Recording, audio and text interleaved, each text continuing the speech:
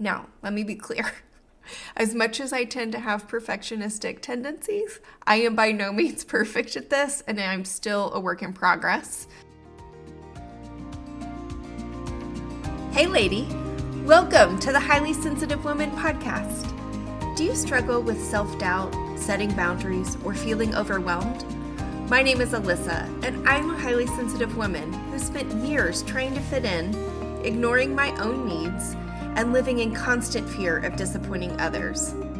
But I finally discovered the power of embracing who I am, and now I don't feel so broken. In this podcast, you'll learn to find your voice, set boundaries, and live with bold confidence and inner peace. Grab a cozy blanket. It's time to connect with someone just like you.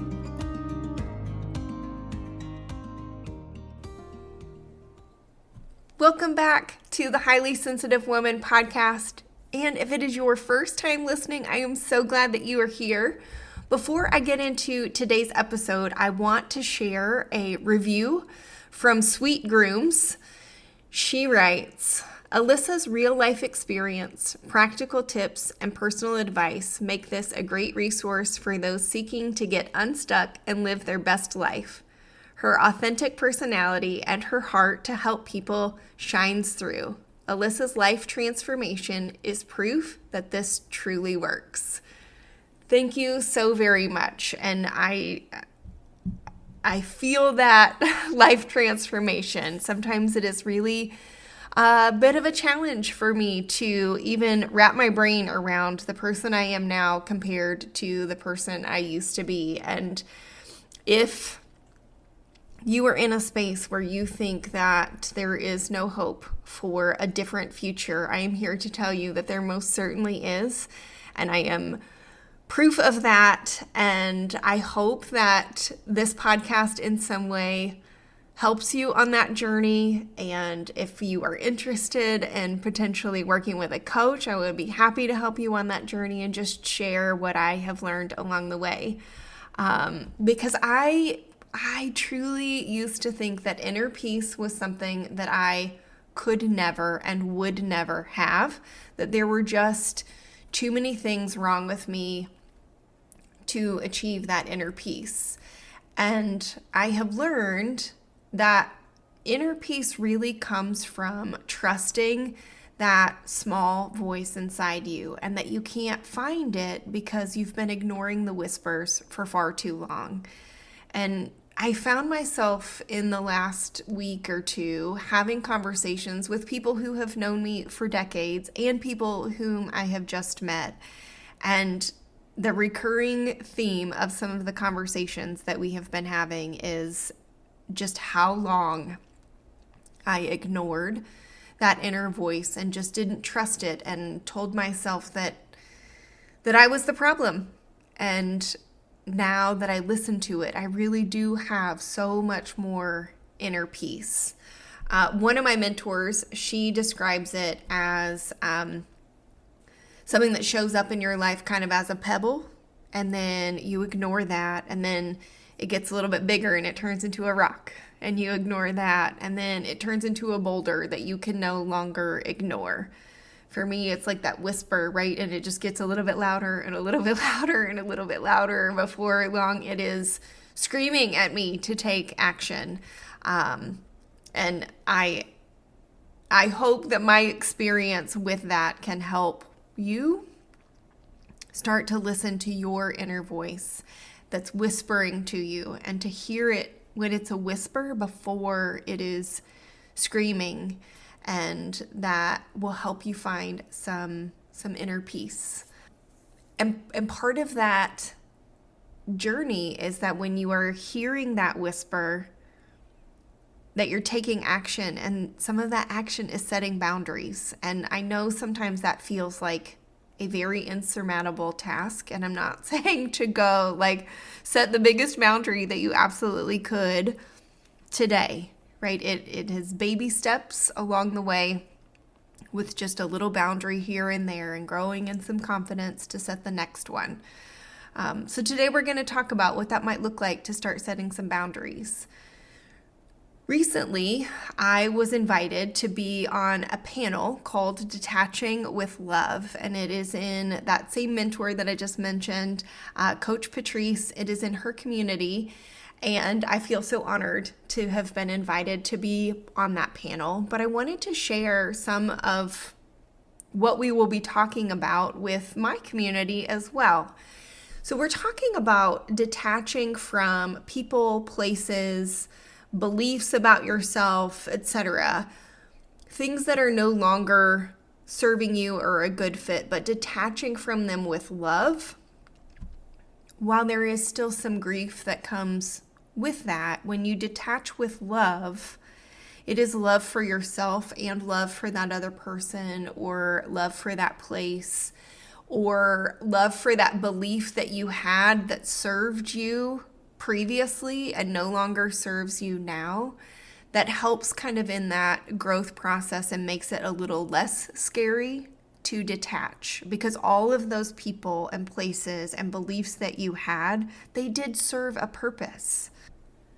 And I have done all of those. I have detached from people, I have detached from places, and, completely started my life over. I have detached from beliefs about myself and a slew of other things that I have detached from throughout my life.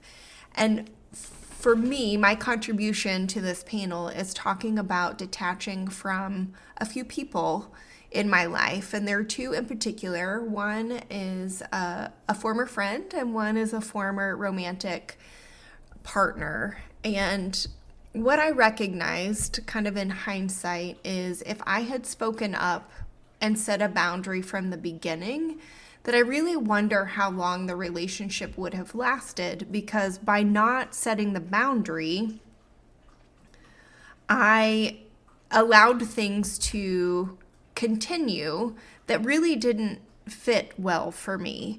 And because we just kind of continued on that path, I reached a point again where I was not listening to the whisper, and I had to wait until it got to like a scream for me to listen to it.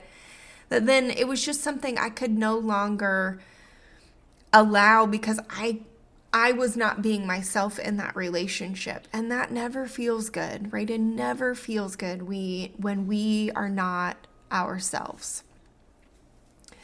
And so if I had been myself from the very beginning, I wonder, how long that relationship would have gone on, because the truth is they weren't getting the real me. And so I didn't really give them the opportunity to choose whether or not the relationship worked for them from the very beginning either.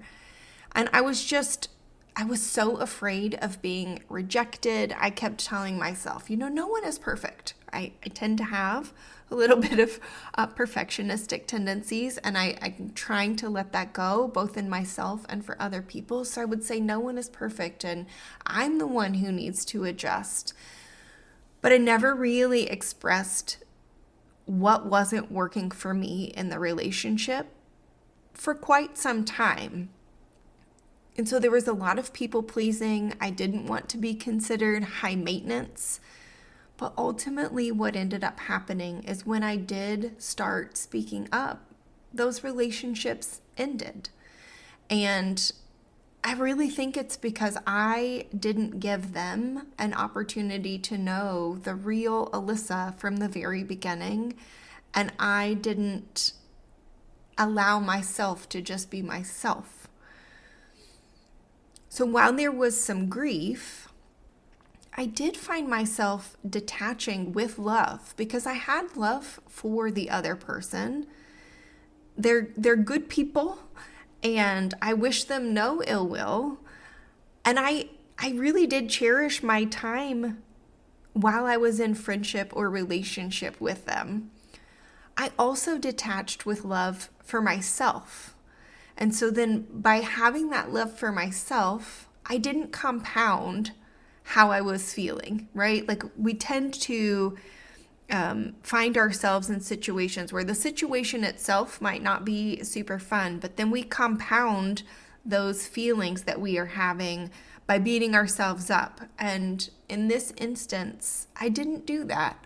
I detached with love and didn't beat myself up. And I just chose to carry the lessons and the memories that I had with me moving forward and use those lessons to help me in a new situation and just try to do a better job moving forward with presenting authentically who I am and what I want and need from a relationship in the very beginning. Now, let me be clear. As much as I tend to have perfectionistic tendencies, I am by no means perfect at this, and I'm still a work in progress. I've mentioned in a previous episode that there is no right or wrong way to start implementing setting boundaries. For some, it is easier to set boundaries with complete strangers. And for some, it is easier to set boundaries with those who are closest to you because it just feels a little bit safer. And there's no right or wrong. It is whatever feels most comfortable to you to just start.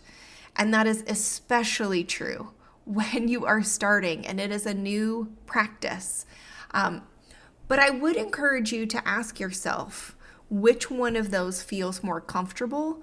Is it more comfortable, or the idea of setting boundaries, more comfortable with a stranger or with someone you already know? And I know it is uncomfortable regardless. I'm not saying that it is actually comfortable the first handful of times or even every time that you do it, but which one of those feels more comfortable than the other so that you can start putting this into practice. And now I want to talk about a way to start implementing setting some boundaries and really saying what it is that you want. So what I want you to do is I want you to take a moment and think about a time from your past when you did not set a boundary or say what you want and you later wished that you had. When you have thought about that scenario, or there might be several, but maybe just pick one or two for this exercise, I want you to think about what would you do differently if you were presented with that same scenario again. And I want you to really visualize it. What would you say? What would you do with your body? Would you maybe hold your hand up as kind of a physical indicator that you would like to speak? Maybe you want to actually write down the script of what you wish that you had said or done. And then once you have an idea about what you would have said, what you physically would have done differently, I want you to rehearse that.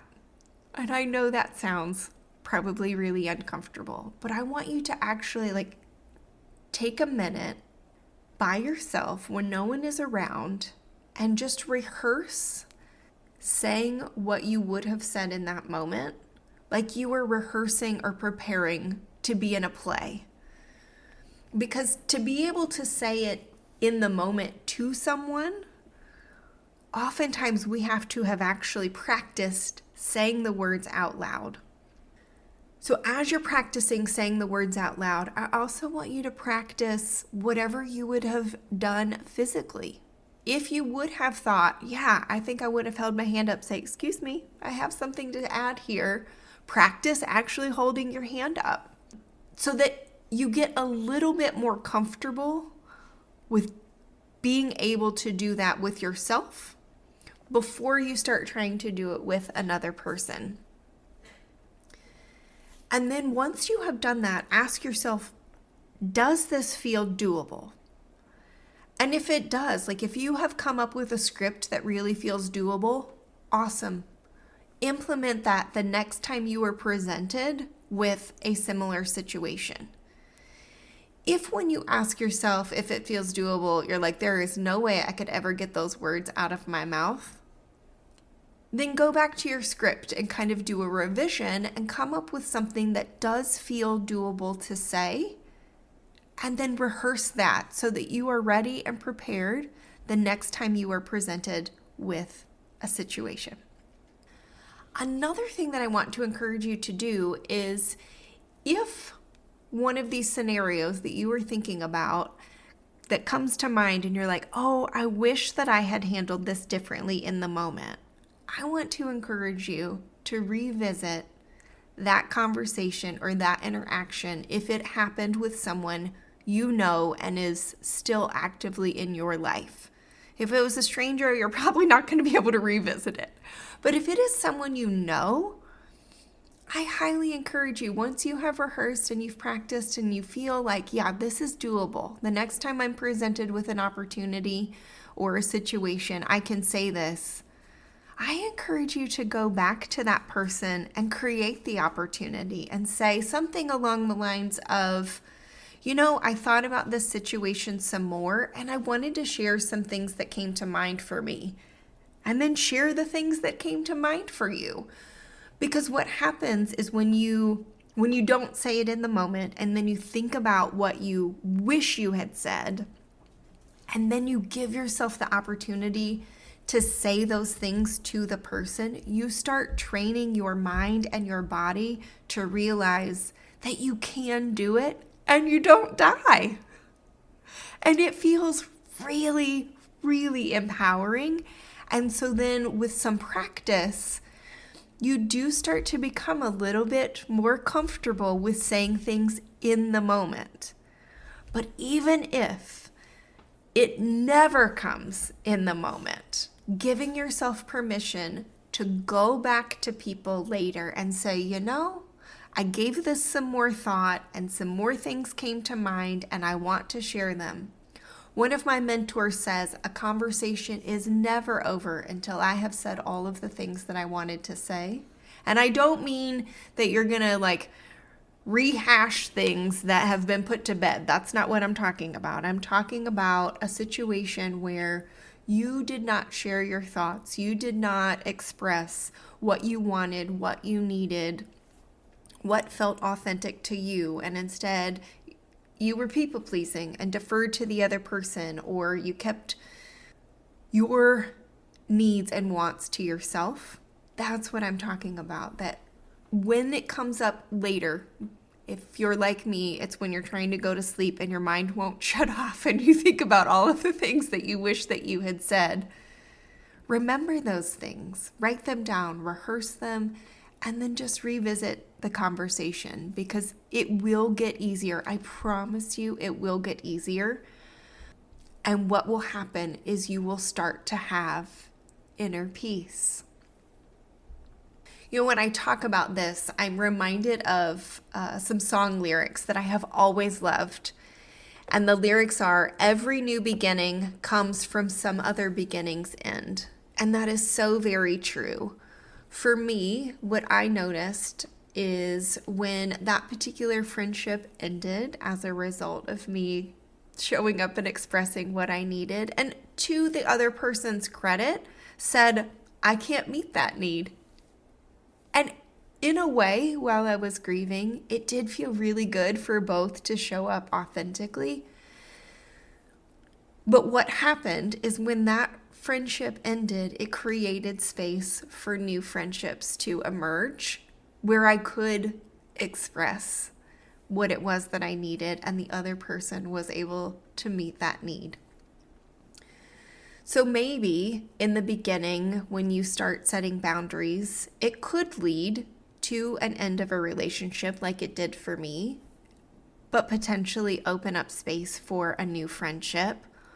Or maybe your new beginning of setting boundaries could lead to the end of pretending with a loved one. And the new beginning is that you create a space in your current relationships where you and the other person get to show up more authentically and you end up being closer as a result of it. We have no way of knowing the exact outcome with every single detail, but I can assure you over time that with setting boundaries and showing up in an authentic, loving way, you will create inner peace. I hope this conversation gets your mind going about what feels doable to say in the moment so that you can show up more authentically and build the connections that you really crave. Talk to you later. I hope you enjoyed today's episode. If so, would you take 30 seconds and share it with a friend who may be feeling like she's broken too? I'd love it if you'd leave a quick review for the show on Apple Podcasts. It brings me so much joy to know this podcast is helping you. Now it's time for me to stop talking and go soothe my senses in nature. I'll meet you back here next week for another episode. Take care.